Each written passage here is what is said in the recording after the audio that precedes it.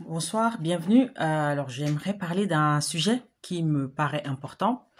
C'est que le gouvernement britannique, non content de se servir du Rwanda comme d'une poubelle à ciel ouvert pour ses migrants expulsés, a changé de stratégie. Donc, désormais, ce gouvernement paye des influenceurs pour pouvoir dissuader leurs compatriotes de partir en exil. Donc, en contrepartie de 5 800 € des influenceurs, donc des TikTokers albanais, égyptiens, vietnamiens, irakiens, turcs ou indiens sont chargés de faire des vidéos rigolotes, optimistes, dans lesquelles, mine de rien, ils disent que le Royaume-Uni dispose de peu de moyens pour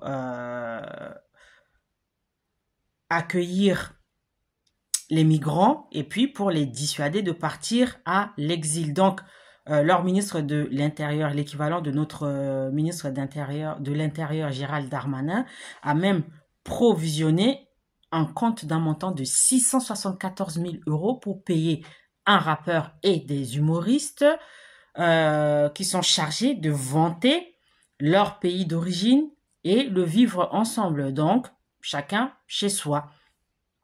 Toutes ces vidéos rigolotes, optimistes, drôles,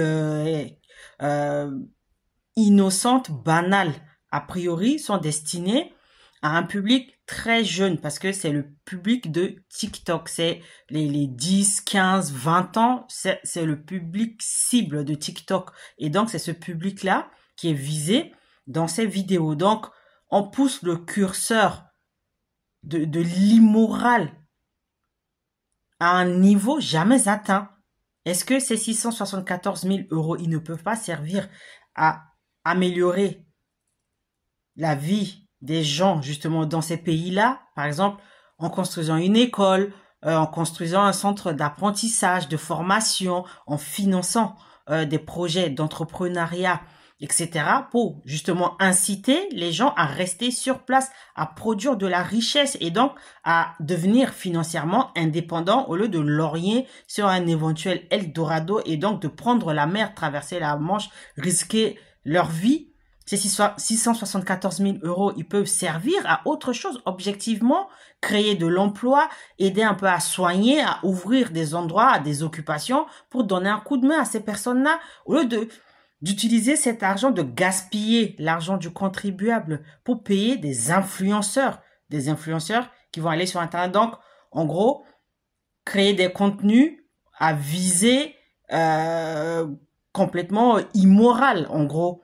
Parce qu'on les paie pour faire des vidéos qui ont l'air banales, qui ont l'air rigolotes, qui ont l'air optimistes, mais à travers ces vidéos, il faut faire passer des messages qu'il faut pas traverser la Manche, il faut pas risquer sa vie en partant en exil, faut pas aller au Royaume-Uni. Mais moi, je trouve qu'il y a d'autres moyens de dissuader ces jeunes-là de partir à l'aventure. C'est d'arrêter de montrer des fausses images de richesse, du bling-bling. Parce qu'on sait très bien que le taux de pauvreté explose au Royaume-Uni.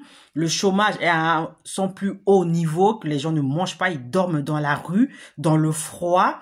Et ce sont ces images-là qu'il faut montrer pour dissuader les gens, les jeunes, et les accompagner dans leurs projets d'avenir en restant sur place, en créant des entreprises de l'agriculture, en leur offrant des machines, des appareils, des appareils de culture, etc., plutôt que de prendre de l'argent du contribuable, de le jeter par la fenêtre, de gaspiller de l'argent en payant des TikTokers, pardon, des influenceurs, des rappeurs, des humoristes, pour pouvoir faire des vidéos pour dissuader les gens de partir en exil. C'est pas leur boulot, c'est pas leur rôle. Que les politiques prennent leurs responsabilités, qu'ils se débrouillent pour trouver des solutions pour lutter contre l'immigration illégale. Franchement, niveau moralité, alors là, on est descendu, mais alors vraiment sous la mer. Je sais même pas s'il y a encore des profondeurs plus profondes que le niveau de la mer. Donc, je ne sais pas où va le monde, hein, mais bon. Être payé 5 800 € pour faire une vidéo pour dissuader les gens de partir en exil, pour moi, c'est vraiment la mauvaise solution. C'est une mauvaise méthode. Il faut plutôt prendre cet argent, accompagner les gens sur place pour éviter justement qu'ils ne partent tenter leur chance ailleurs et risquer leur vie. Voilà, c'était une information qui est passée inaperçue, mais qui me semble important de mettre en lumière. Donc, je vous donne rendez-vous très bientôt. Bye bye.